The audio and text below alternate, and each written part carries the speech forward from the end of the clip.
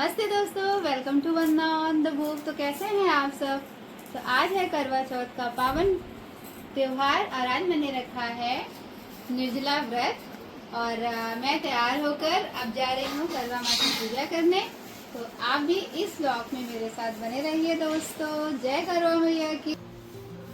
ओम गणेशाय नमः। यह व्रत अति प्राचीन है। इसका प्रचलन महाभारत से भी पूर्व का है। थोड़ा चावल लेकर सौभाग्यवती महिलाओं के लिए उत्तम माना गया है। सामान्य मान्यता के अनुसार सुहागिनें इस व्रत को अपने सुहाग के दीर्घायु के लिए रखती हैं। कहा जाता है कि इसे पांडवों की पत्नी द्रौपदी ने भी किया था। यह व्रत कार्तिक कृष्ण पक्ष की चतुर्दय चतुर्थी में किया जाता है। कार्तिक मास के कृष्ण पक्ष की चतुर्थी को करवा चौथ कहते हैं। सुहागवती स्त्रियों के लिए यह बहुत ही श्रेष्ठ व्रत है।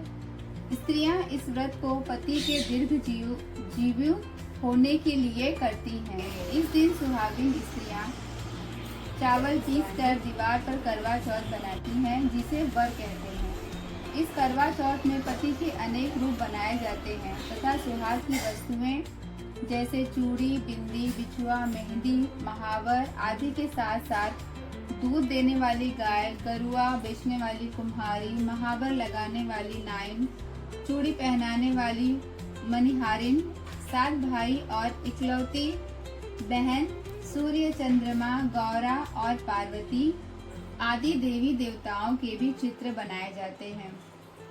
सुहाग की व्रत कथा। करवा मैया की जय।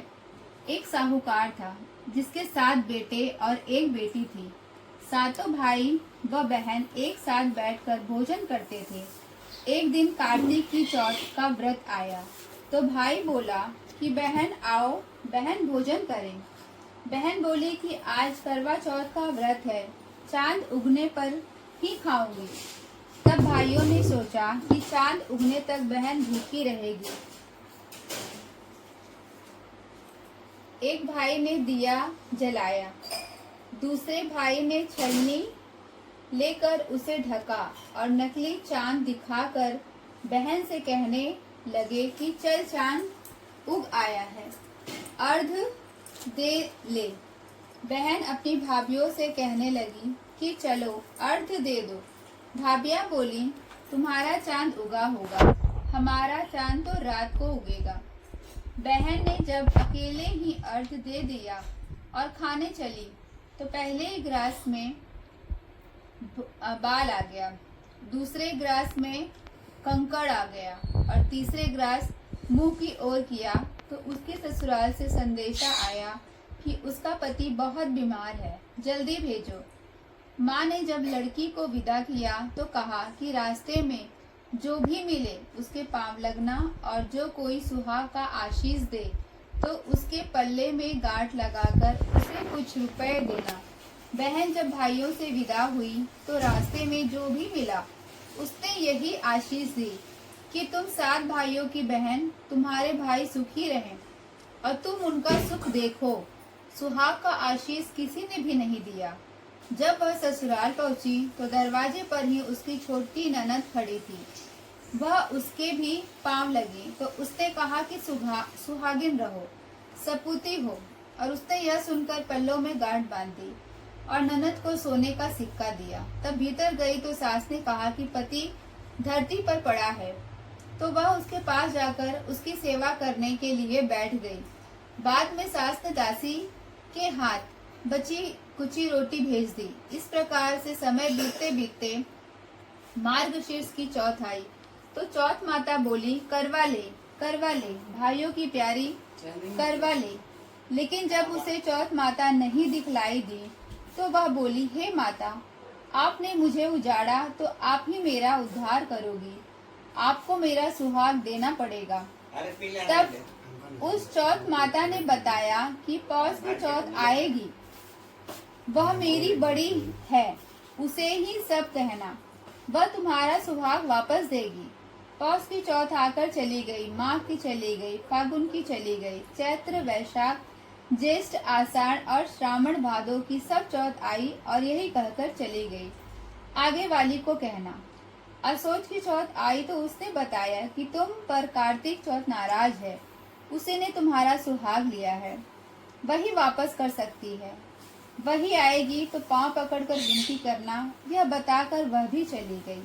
जब कार्तिक की चौथ आई तो वह गुस्से से जय मां करवा जय गणेश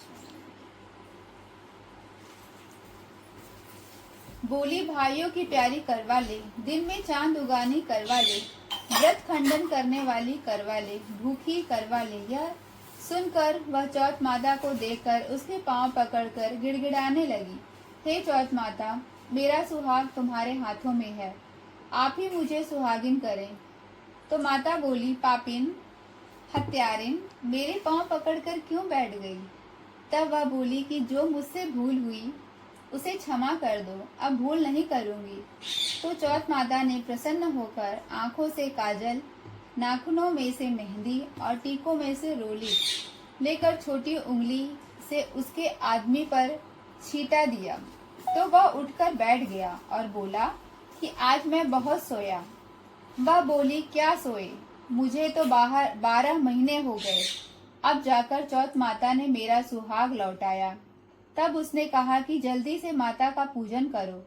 जब चौथ की कहानी सुनी, करवा का पूजन किया तो प्रसाद खाकर दोनों पति पत्नी चौपट खेलने बैठ गए। नीचे से दासी आई, उसने उन दोनों को चौपट पासे खेलते देखा और उसने सासू जी को जाकर बताया। तब से सारे गांव में ये बात प्रसिद्ध हो गई कि सब स्त्रियां चौथ का व्रत करें तो सुहाग अटल रहेगा। जिस तरह साहूकार की बेटी का सुहाग दिया, उसी तरह से चौथ माता सबको सुहागिन रखे। यही करवा चौथ की उपवास की सनातन महिमा है। फूल चढ़े और चढ़े मेवा, लड्डुअन का भोग लगे, संत करे सेवा। जय गणेश जय गणेश जय गणेश देवा, माता जाकी पार्वती पिता महादेवा। एक दंडे तुम्हारा पार करो नैया, ओम जय करवा मैया। सब जगता तुम ही हो रुद्राणी, मैया तुम ही हो रुद्राणी। त्वमेव विद्यात् द्रविणं त्वमेव सर्वं मम देव देव।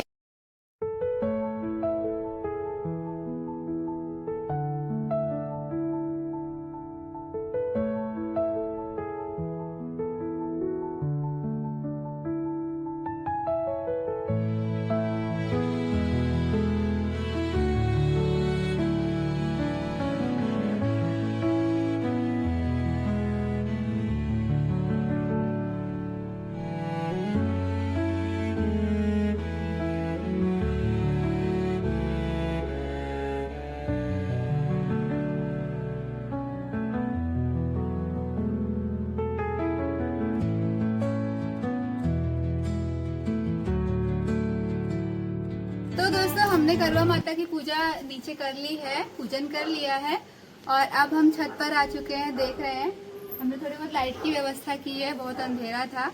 तो अब हम यहाँ आ चुके हैं। अब चंद्रमा जी की पूजा करने जा रहे हैं, उसके बाद अपने पति देव की। तो चंद्रमा जी देखिए निकल चुका है, बहुत ही बढ़िया है। देखिए लाल कलर का दिख रहा है।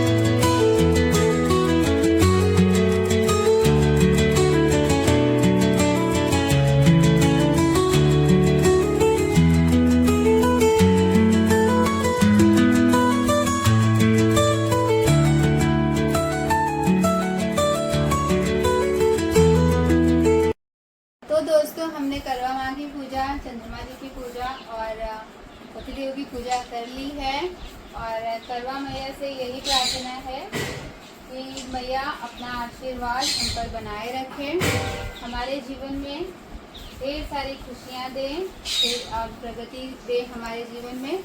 और इसी के साथ आज का ये ब्लॉग मेरा अपना ख़त्म करती हूँ।